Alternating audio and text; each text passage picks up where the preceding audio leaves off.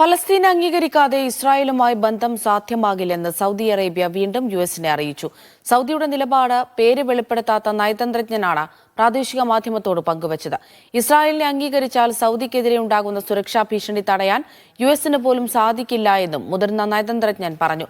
ദ്വിരാഷ്ട്ര formula അംഗീകരിക്കാത്ത ഇസ്രായേലിന്റെ നടപടി സ്വന്തം കാലിൽ വെടിവെക്കുന്നതിന് തുല്യമാണെന്നും സൗദി നയതന്ത്രജ്ഞൻ മുന്നറിയിപ്പ് നൽകി.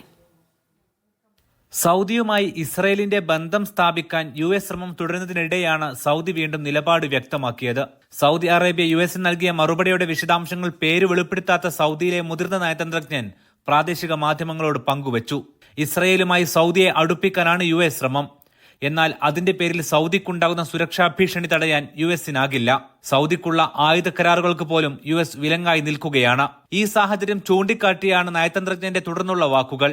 ഒക്ടോബർ 7-ലുണ്ടായതുപോലെയുള്ള ആക്രമണം പോലുള്ളവ തടയാൻ ഇസ്രയേലിനുള്ള വഴി സമാധാനപാത അംഗീകരിച്ച് അറബ് രാജ്യങ്ങളുടെ പിന്തുണ ഉറപ്പാക്കലാണ്. ഇസ്രയേലുമായി സൗദി ബന്ധത്തിന് തയ്യാറാണ്. അതിന് ഫലസ്തീനെ അംഗീകരിച്ചേ പറ്റൂ. ഈ നിലപാട് സൗദി നേരത്തെ തന്നെ യുഎസിനെ അറിയിച്ചിട്ടുണ്ട്. ഫലസ്തീനെ അംഗീകരിക്കില്ലെന്നായിരുന്നു നേരത്തെ യുഎസിന്റെ നിലപാട്. ആ കടുംപിടുത്തം യുഎസ് ഇപ്പോൾ ഉപേക്ഷിച്ചിട്ടുണ്ട്. ഇസ്രയേലും അതിന് തയ്യാറായാൽ മേഖലയിൽ സമാധാനമുണ്ടാകും. ഫലസ്തീൻ വിഷയത്തിൽ ഐക്യ സർക്കാർ രൂപീകരിക്കാൻ അറബ് രാജ്യങ്ങളുടെ പിന്തുണയുണ്ടാകും. ഫലസ്തീൻ രാഷ്ട്രം പിറക്കാതെ മേഖലയിൽ സമാധാനമുണ്ടാകുമെന്ന് സൗദി അറേബ്യ കരുതുന്നില്ല.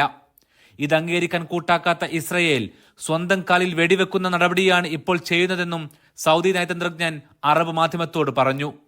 ഫലസ്തീൻ രാഷ്ട്രം പിറക്കാതെ ഇസ്രയേലുമായി കൂട്ടുകൂടാനാകില്ലെന്ന് സൗദി വിദേശകാര്യമന്ത്രി ഫൈസൽ ബിൻ ഫർഹാനും കഴിഞ്ഞ ദിവസം വ്യക്തമാക്കിയിരുന്നു. Aftabur Rahman, media 1, Riyadh.